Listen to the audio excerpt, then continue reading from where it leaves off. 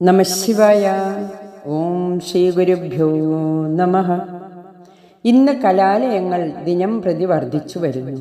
ഗവേഷണങ്ങളിലൂടെ പല പുതിയ അറിവുകളും നമുക്ക് ലഭിച്ചു. സയൻസിൻ്റെയും സാങ്കേതിക വിദ്യയുടെയും രംഗത്ത് ഇതിനോടകം നമ്മൾ അത്ഭുതകരമായ വളർച്ചയാണ് കൈവരിച്ചിരിക്കുന്നത്.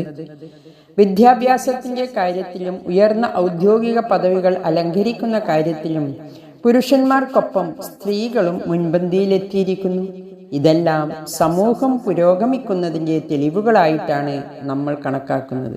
എന്നാൽ മറുവശത്ത് വിവാഹമോചനങ്ങൾ കൂടി വരുന്നു, കുടുംബ ബന്ധങ്ങൾ തകരുന്നു, മാനസിക പിരിമുറുക്കം, ഭയം, ആശങ്ക, വിഷാദരോഗം എന്നിവ കൂടി വരുന്നു.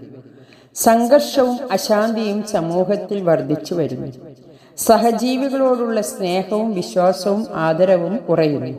പ്രകൃതിയും മനുഷ്യനും തമ്മിലുള്ള അകലം കൂടുന്നു.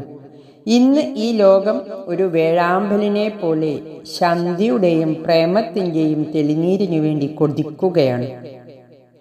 ഭീകരാക്രമണവും യുദ്ധവും ഒരിടത്തല്ലെങ്കിൽ മറ്റൊരിടത്ത് ഉണ്ടായിക്കൊണ്ടിരിക്കുന്നു.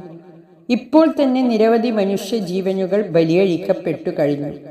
അറിവ് വർദ്ധിക്കുന്നതിലൂടെ സമൂഹം പുരോഗമിക്കുന്നെങ്കിൽ ഇങ്ങനെയൊക്കെ സംഭവിക്കാമോ? ഇതിൽ നിന്നെല്ലാം ഒരു കാര്യം വ്യക്തമാണ്: നമുക്ക് എവിടെയൊക്കെയോ പിഴവ് പറ്റിയിരിക്കുന്നു. ഇന്ന് നമ്മുടെ വിജ്ഞാനം വളർന്നു എന്ന് പറയുന്നത് സൂര്യൻ ഉദിച്ചു പക്ഷേ അന്ധകാരം മാറിയില്ല എന്ന് പറയുന്നത് പോലെയാണ്. പലതരത്തിലും നിറത്തിലുമുള്ള അനേകായിരം പുഷ്പങ്ങളുള്ള മനോഹരമായ ഒരു പൂന്തോട്ടം. എന്നാൽ അവിടെ വല്ലാതെ ദുർഗന്ധം വമിക്കുന്നുവെങ്കിൽ ആ പൂന്തോട്ടത്തിന് എന്തോ കുഴപ്പമുണ്ടെന്ന് അർത്ഥം. ജ്ഞാനം വളരുന്നതിൻ്റെ ലക്ഷണം വിവേകബുദ്ധിയുടെ വികാസമാണ്.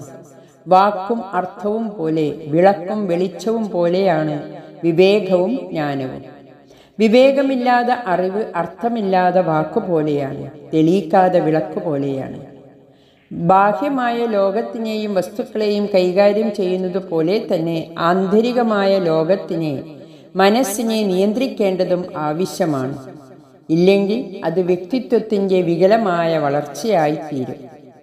ലോകത്ത് നടക്കുന്ന അർത്ഥശൂന്യമായ നരബലി അവസാനിപ്പിക്കണമെങ്കിൽ അവയുടെ കാരണങ്ങളിലേക്ക് നമ്മൾ കടന്നു ചെല്ലണം. ഭീകരാക്രമണം തടയാൻ സുരക്ഷാ സംവിധാനത്താൽ വളരെ നല്ലതാണ്. എന്നാൽ അതുകൊണ്ട് മാത്രം ശാശ്വതമായ പരിഹാരമാകുന്നില്ല.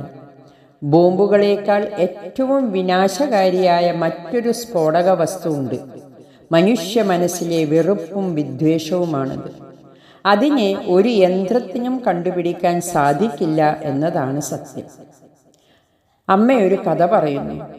ഒരു ഗ്രാമത്തിലെ മുഖ്യന്റെ 100ാമത്തെ ജന്മദിനം ആഘോഷിക്കുകയാണ്.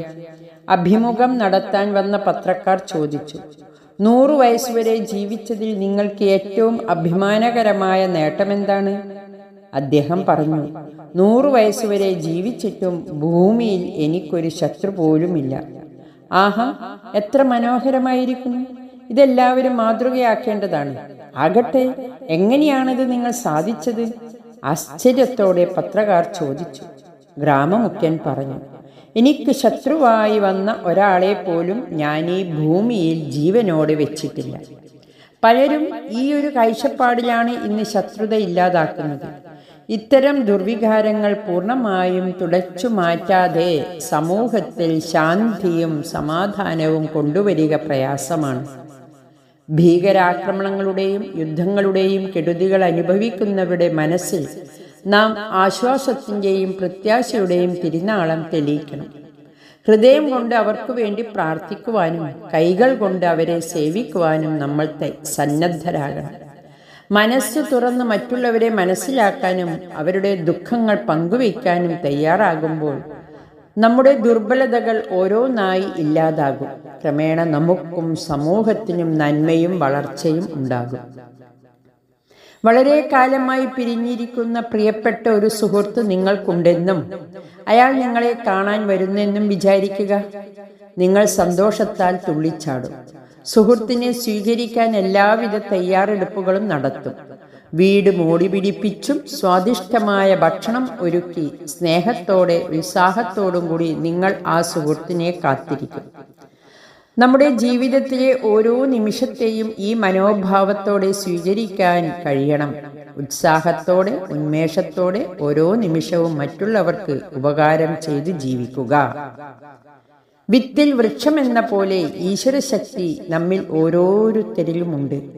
കരുണയാകുന്ന തെളിനീർ ജലം കൊണ്ട് മാത്രമേ അത് കിളിർക്കുകയും തളിർക്കുകയുമുള്ളൂ. നമ്മിലുള്ള നന്മ ഉണരുമ്പോൾ സമൂഹം ഉണരും, ശാന്തിയും സമാധാനവും ഉണ്ടാകും. അപ്പോൾ ഈ ലോകത്തെ മുഴുവൻ ഒരു പുഷ്പമായി ദർശിക്കാൻ കഴിയും. മതത്തിൻ്റെയോ ഭാഷയുടെയോ അതിർവരമ്പുകളില്ലാതെ രാജ്യങ്ങളെല്ലാം ആ ലോകപുഷ്പത്തിൻ്റെ ഇതളുകളാകും. ലോകം ഒരു തറവാടാകും. ഹരി ഓം നമഃ ശിവായ.